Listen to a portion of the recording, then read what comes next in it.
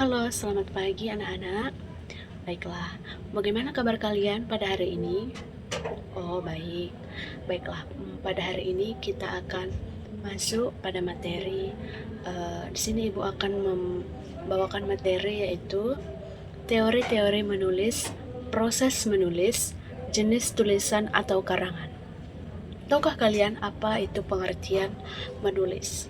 Baiklah, di sini Ibu akan sedikit menjelaskan apa aja itu pengertian menulis.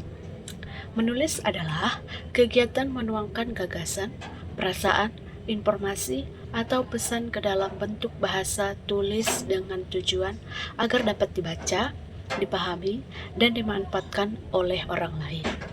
Menulis tidak hanya sekadar membuat rangkaian kata, tetapi merupakan proses berpikir untuk mengorganisasi ide, memilih kata, serta menyusun kalimat dan paragraf secara runtut sehingga menghasilkan sebuah teks yang bermakna.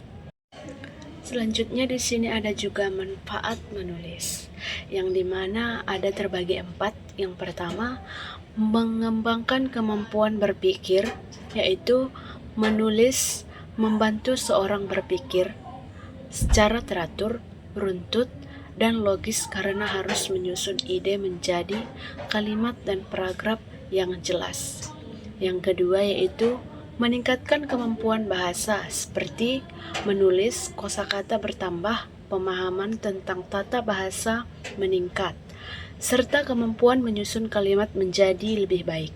Yang ketiga yaitu menjadi sarana komunikasi, yang dimana menulis memungkinkan penulis menyampaikan pesan, gagasan, atau informasi kepada orang lain, meski tidak bertemu secara langsung. Yang keempat, dimana melatih kreativitas. Siswa menulis membuka ruang untuk berimajinasi, menciptakan cerita, atau menemukan cara-cara baru dalam menyampaikan ide. Di sini juga ada pengertian tulisan atau karangan, yang dimana teori-teori tulisan atau karangan adalah kajian tentang berbagai bentuk tulisan yang digunakan untuk menyampaikan informasi, ekspresi, atau argumentasi kepada pembaca.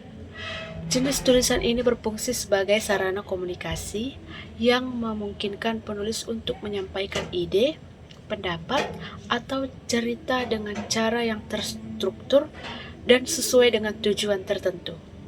Di sini juga ada tujuan menulis, yang dimana tujuan menulis itu ada terbagi 4. Yang pertama yaitu menginformasikan atau informatif. Menulis untuk menyampaikan fakta, data, atau informasi yang dibutuhkan pembaca. Contohnya seperti laporan, artikel, berita, makalah, ringkasan. Yang kedua yaitu menghibur atau rekreatif, yang dimana menulis untuk menangkap atau menghibur pembaca. Contohnya seperti cerita pendek, novel, puisi, komik, cerita, humor. Yang ketiga yaitu membujuk atau meyakinkan, yang disebut persuasif, yang dimana tujuannya mempengaruhi pikiran atau sikap pembaca agar mengikuti pendapat penulis. Contohnya seperti iklan, artikel, opini, kampanye, dan teks persuasi.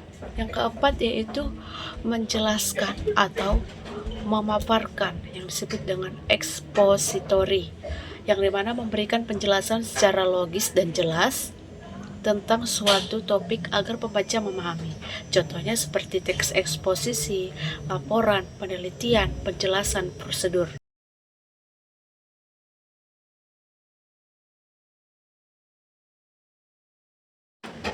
Di sini juga ada proses menulis yang terbagi dengan 5 bagian. Yang pertama yaitu pra-menulis, yang disebut dengan pre-writing.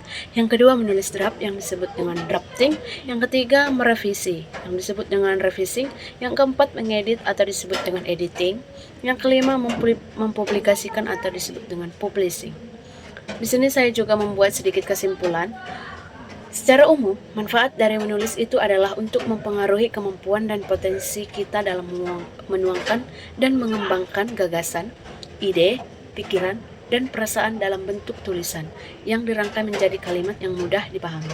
Selain itu, dengan menulis kita dapat memperluas wawasan baik secara teoritis maupun secara fakta-fakta yang saling berhubungan.